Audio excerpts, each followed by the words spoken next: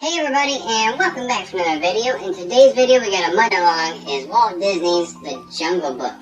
This is the Disney Classic series, so without further ado, let's get started.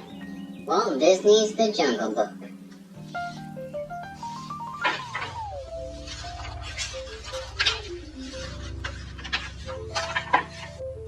This is the story of Mowgli, the man cub who grew up in the jungle.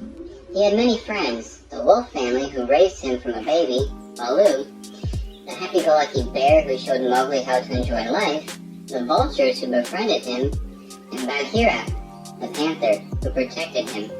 But the jungle is a dangerous place, and Mowgli had many enemies. There was Kaa, the python, who could hypnotize you just by looking into your eyes, and who would have liked to make a meal of the man cub. But Mowgli's greatest enemy by far was the fierce tiger, Shere Khan. He hated all men and swore that he would destroy the man cub before he could grow up.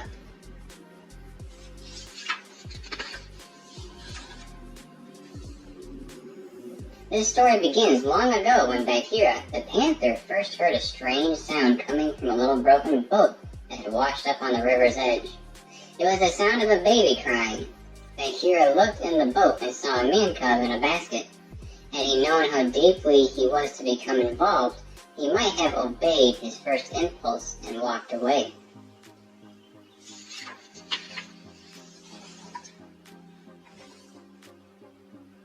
Instead, Bagheera picked the basket up and considered what to do with the baby. The man cub would need nourishment, and soon. Then the panther remembered a family of wolves that had been recently blessed with a litter of cubs. He left the man cub basket at the entrance of the wolf den and let them do the rest. The little wolf cub discovered the basket first and sniffed at the little stranger, saying, "What kind of cub is this?" The baby boy stopped crying and smiled. Then the mother wolf came close and sniffed him. He smiled again, and that's how Mowgli found a family.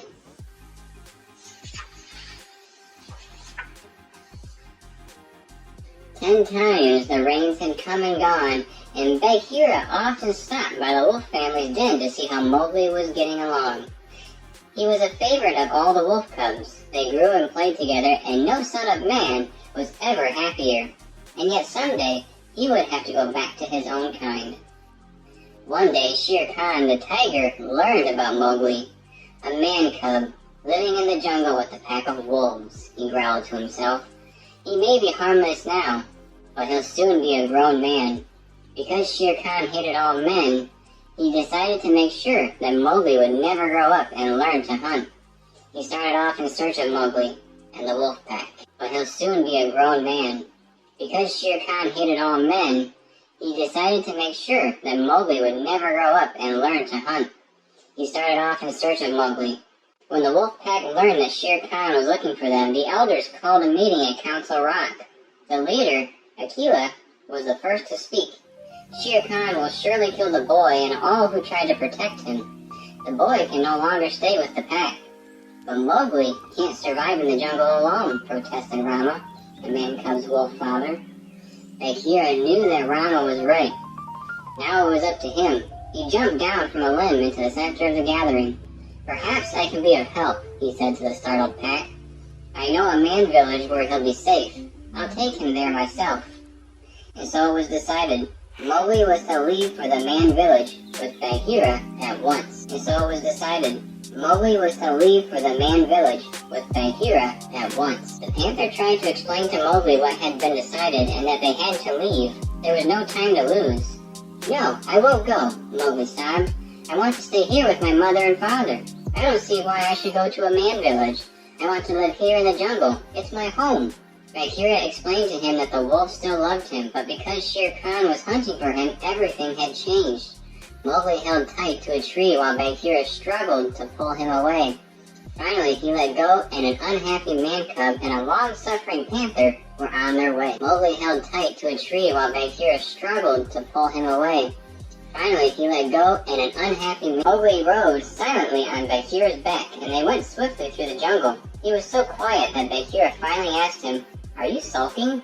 "No, not sulking, just thinking," Mowgli replied. "And I'm not scared of Shere Khan."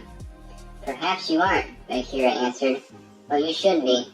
He is a dangerous enemy. Night was falling when Bagheera finally stopped in front of a big tree and helped Mowgli climb up onto a high branch. He was very tired and didn't argue. He snuggled up against Bagheera, and they both fell fast asleep.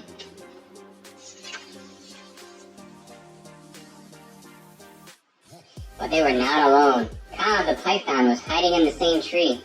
Is that a man cub I see? He hissed, pushing his head down through the leaves. Mowgli woke up to find himself face to face with the snake, looking into two big round yellow eyes that were staring right at him. Go away, snake, he shouted, staring right back into Kaa's eyes. That's just what he shouldn't have done. I don't trust you, Mowgli said, beginning to get dizzy. You can trust me, hissed Kaa. I am your friend. He continued to stare right into Mowgli's eyes, and the man cub couldn't look away. He was under Kaa's spell.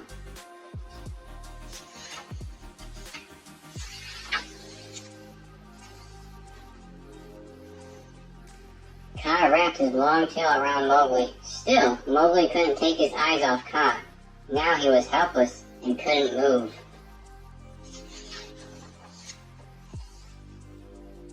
Now I have you. What a good supper, said Kaa, opening his big jaws. Luckily his speech awakened Bagheera. Seeing Kaa's open mouth heading for Mowgli made him furious. He aimed a powerful blow right at the snake's jaw. Whack! The stunned snake fell to the ground with a thud and slithered away, muttering to himself. I hope that will teach you a lesson, Bagheera grumbled after him. Then he turned to Mowgli and said, Tonight Kaa tried to get you. Tomorrow it might be Shere Khan. You are not safe in the jungle anymore. You must go to the man village. Mowgli was silent.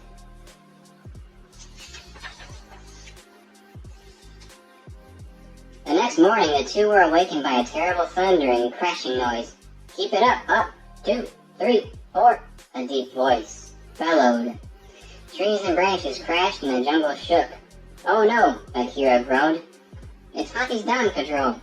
Mowgli grabbed a vine and swung down to the ground for a closer look as a huge troop of elephants marched by.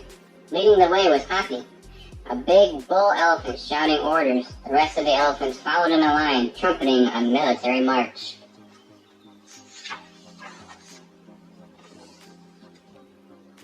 The whole troop stamped along the path in front of Mowgli, then turned and marched another way. This time Mowgli turned with them and fell in line with a baby elephant. Hello, Mowgli said. What are you doing? Drilling, answered the little elephant. Shh, no talking in the ranks.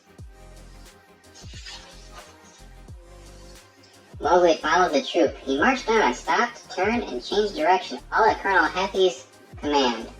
But he forgot to change direction once and found himself face to face with the baby elephant. Go the other way, turn around, coached his friend. Mowgli turned and started off in the other direction. This was great fun. They marched and turned, then they turned and marched. Mowgli followed all of Colonel Hathi's orders. Living with an elephant herd would be a lot better than staying in a man village, thought Mowgli. Just when Mowgli was sure he had the knack of military drilling, Colonel Hathi called for a stop. Halt! Company, halt! He bellowed.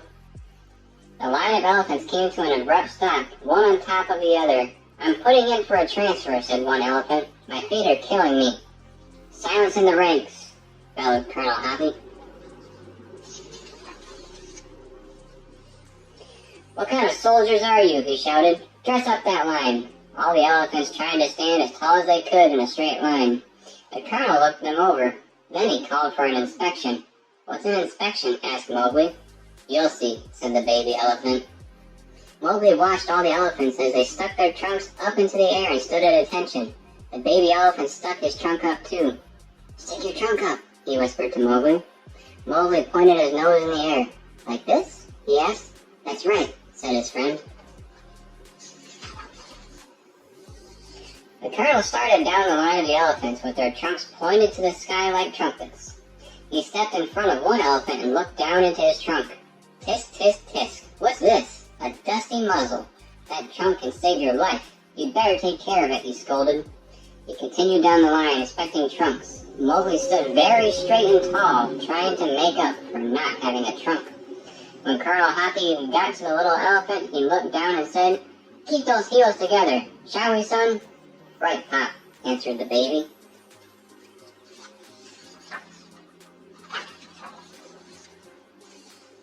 "Well," snorted Colonel Hoppy as he looked down at Mowgli, "what have we here? A new recruit?"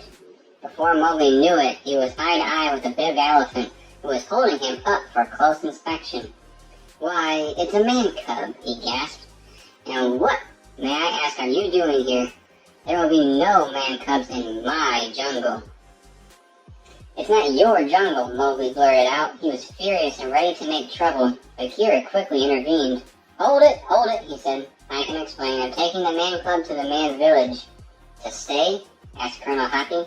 "Yes," Bagheera said. "You have the word of Bagheera." With that, the colonel released Mowgli and they were on their way again. Bagheera scolded Mowgli.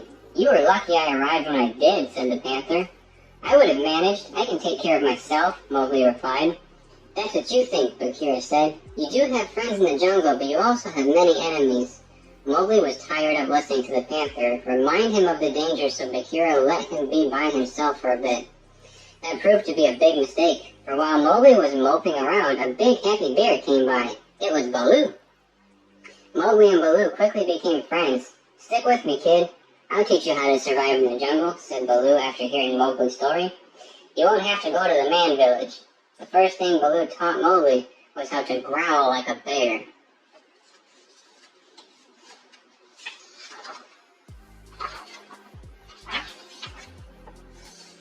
Then Baloo taught Mowgli how to walk like a bear. He even showed him how to scratch like a bear. "How am I doing?" asked Mowgli. "You'll make a great bear," said Baloo. Mowgli climbed up onto his back and said, "I like traveling with you much better than with Bagheera. He's always telling me what to do." Baloo's next lesson on living in the jungle was how to find food. Both of them were hungry. "There's lots to eat in the jungle," coached Baloo. "You just need to know where to find it." He showed Mowgli how to pick fruit off a prickly plant without getting stuck by the pines. It tasted good. Then he showed Mowgli how to get honey from the bees and bananas from the trees. "I'll teach you everything I know about living in the jungle," said Baloo. "It's not so hard once you know how to find the bare necessities." After a good meal, Baloo and Mowgli sang and danced through the jungle. They turned, jumped, and spun around. Mowgli was very happy that he'd met Baloo. He was sure he could learn to survive on his own once Baloo showed him how.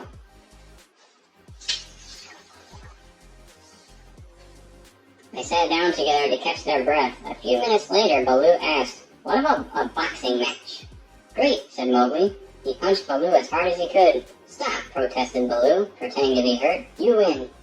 "You see," Mowgli said, "I can take care of myself." "Sure you can, little britches," grinned Baloo. "You're gonna make a great bear." He hoisted Mowgli on his shoulders and they started down the path.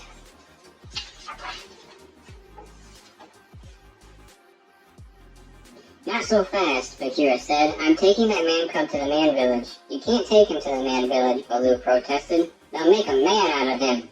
"I want to stay here with you," wailed Mowgli, holding on to Baloo. "Nonsense," Bagheera said. He jumped onto a tree limb so he could look Baloo in the eye. Shere Khan is nearby, looking for Mowgli. "The man cub must come with me now." Baloo gave the panther's tail a yank. "He's coming with me," he growled. "Oh, very well, I give up. Hope your luck holds out," Bagheera called as Baloo and Mowgli continued down the forest path toward the river. When they came to the river, Baloo jumped in and floated along on his back, with Mowgli riding on top of his big stomach. "I want to stay with you forever," said Mowgli. "You can, little britches," said Baloo. "I'll take good care of you, too." Up in the trees along the riverbank, the monkeys were chattering, but Mowgli and Baloo didn't notice. Baloo closed his eyes and started to sing. After Baloo finished his song, he opened his eyes only to find a monkey sitting on his chest instead of Mowgli. "Where's Little Britches?" he cried. When he looked up, he saw that the monkeys had taken Mowgli and were holding him by the feet. "Hey, let go of me," called Mowgli as they dangled him overhead. Baloo struggled upright in the water and shook his fist up at the monkeys. "Give me back my man cub," he yelled.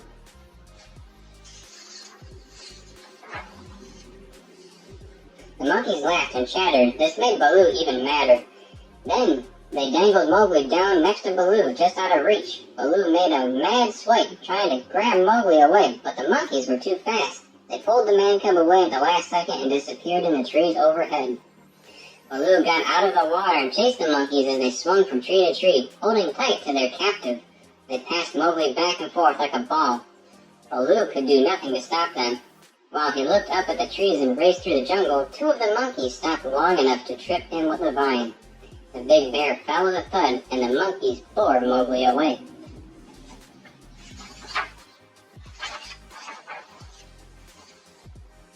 When Bagheera caught up to Baloo, he said, "Well, it's finally happened. It took a little longer than I thought, but it's finally happened." Baloo looked at him with a sad, dazed look on his face. "What happened?" he said. "Where's Mowgli?" Bagheera told him that he suspected the monkeys had taken Mowgli to their king in the old ruined city, and Bagheera told him that they had to go there at once. For the first time in his life, Baloo listened to him. Bagheera was right. The monkeys had taken Mowgli to their leader, King Louie. King Louie scratched his head and said, "So you are the man cub. Tell me the secret of man's fire." Mowgli insisted he didn't know the secret, but King Louie wouldn't believe him. He picked up Mowgli and swung him around. The other monkeys all took turns doing the same until Mowgli began to feel a little dizzy. Soon the whole monkey troop was dancing around the old ruins. While all this was going on, Bagheera was hiding, waiting for the best time to jump out and snatch Mowgli away. When everybody started dancing, a big monkey joined the party. The big monkey was really Baloo. He had disguised himself. No one but Mowgli recognized him.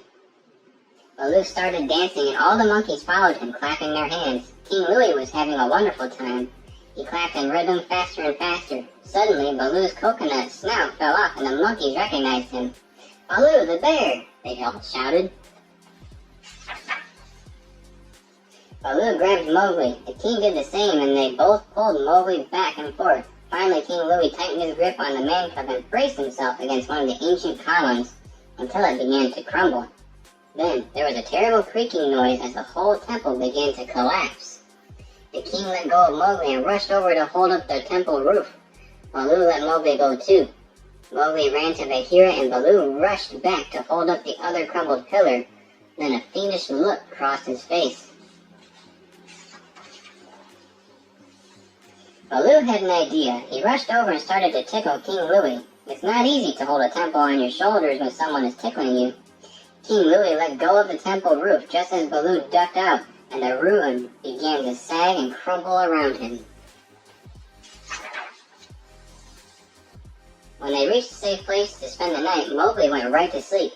Bagheera took the opportunity to talk to Baloo and finally convinced him that the man cub would be better off in the man village. "It's up to you now," Bagheera told him. "Why me?" said Baloo. "Because he won't listen to me." But when Baloo tried to explain all this to Mowgli in the morning, the man cub shouted, "You're just like Bagheera. I won't go to the man village with you either." And he ran off into the jungle. When he was sure no one had followed him, he plopped down beneath a tree. The next thing he knew, he had been hoisted up onto a limb by the tail of the python Kaa. "So nice to see you again," hissed Kaa, bringing Mowgli up close to his face. "Leave me alone," snapped Mowgli as he shoved the snake's head away. "And besides, I'm not looking into your eyes again. I know what you're trying to do." "Oh, let me look at you," said Kaa. "I can help you stay in the jungle forever." "You can?" asked Mowgli. "I can," said Kaa. "Trust me. Just shut your eyes." Mowgli's eyelids seemed very heavy and they soon began to close. As Mowgli fell into a deep sleep, Kaa began to coil his body around the boy.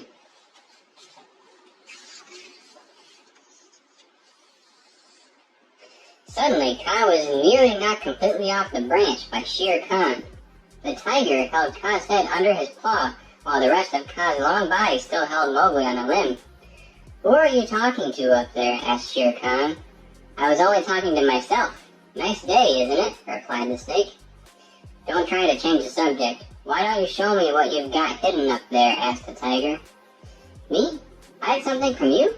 I would never dream of doing such a thing, Kaa said. He began uncoiling himself for Shere Khan's inspection, carefully unwinding himself from Mowgli. Satisfied that Kaa didn't have Mowgli, Shere Khan stalked away. Mowgli awoke and slid down the vine to escape. Kaa did not stop him. Shere Khan had frightened the snake so badly that he did not care that Mowgli was getting away.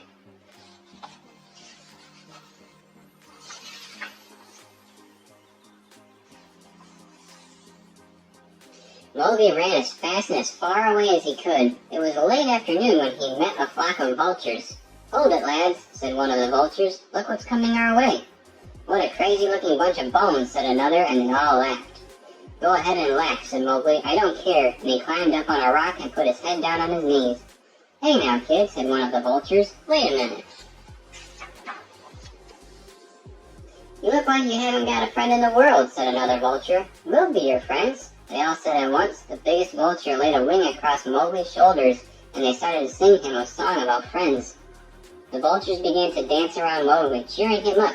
He sang with them, and before long he was feeling much better. The jungle isn't much a dangerous place after all, thought Mowgli. There are friends everywhere. Thinking of friends brought Baloo and Bagheera to mind, and Mowgli felt a pang of guilt. He hoped they weren't worrying about him, but he had little time to ponder, because suddenly a tremendous roar split the air.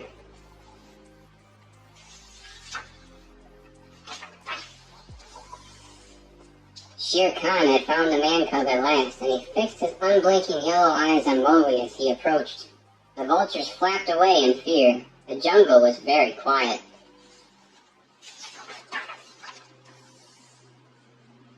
Mowgli found himself face to face with his fierce enemy. "Run, run!" chorused the vultures as they circled above. Mowgli was very scared, but he tried not to show his fear. He summoned his courage and said, "I am not afraid of you." "You must be afraid of me," said Shere Khan. "Everyone is afraid of me." "Well, I'm not," said Mowgli. "Look," said the tiger, "I will count to 10, and you try to get away." Then the tiger began to count. 1, 2, 3, 4...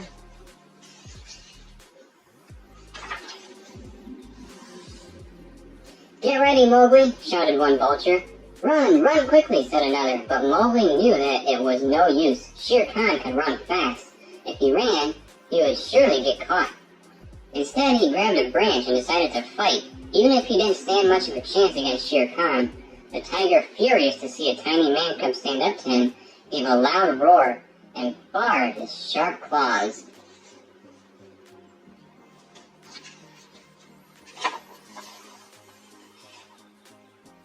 The tiger crouched, ready to pounce, but just as he leapt, Baloo stepped out of the bushes. The big bear jumped in front of the angry tiger and held his huge paw up in front of Shere Khan, shouting, "Leave the man cub alone." "Out of the way," snarled Shere Khan as he rushed by.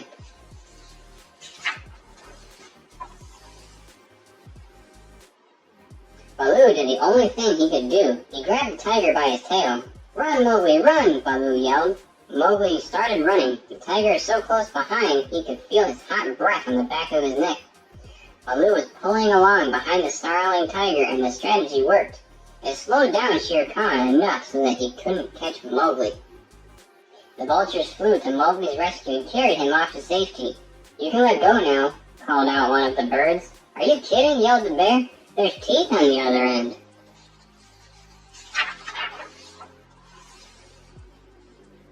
Suddenly, Shere Khan spun about and knocked Baloo onto his back with one powerful blow. The bear landed with a thud, just as a flash of lightning lit up the jungle. Thunder boomed and another streak of lightning crashed into a nearby tree, which started to burn. Shere Khan drew back in terror and let out a roar. "Fire!" squawked the vultures. "It's the only thing Old Stripes is afraid of." The vultures carried Mowgli over to the tree and dropped low enough for him to grab a burning branch. Then they set him lightly on the ground.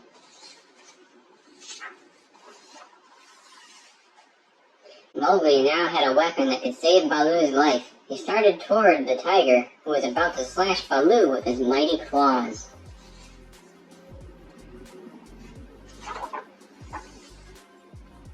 Shere Khan turned to watch Mowgli approach. "This time, man cub, you won't escape," growled the tiger, starting toward him. He didn't get far. The vultures swooped down on him. One pulled his whiskers. "Stay out of my way, you mangy fools," roared Shere Khan. "I'll tear you to pieces."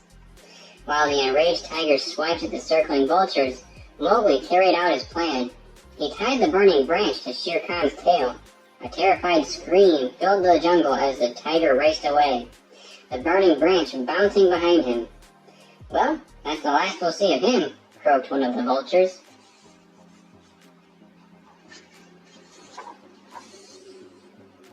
Bagheera finally caught up to Baloo and Mowgli. Mowgli ran to Baloo and knelt beside him. "Wake up," he said, shaking his friend. "Why don't you wake up?" At that moment, one eye opened and Baloo sat up, rubbing his head. The other eye was swollen shut. "Boy, I really showed that tiger," said Baloo. "I guess you did," Bagheera said, "with a little help from this man cub."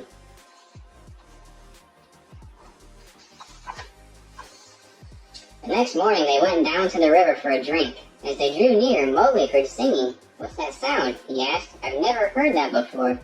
"Oh, that's nothing," said Baloo, trying to start a little sparring with his boxing partner. But the man cub wasn't paying any attention.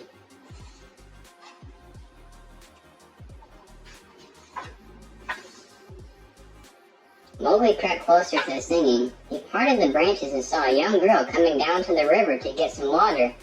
"Bagheera, what's that?" asked Mowgli. "Oh, it's the man village," she answered. "No, not that," said Mowgli. "I mean that." And he pointed to the girl. "I've never seen one before." "Go ahead, Mowgli," Bagheera said. "Go have a closer look."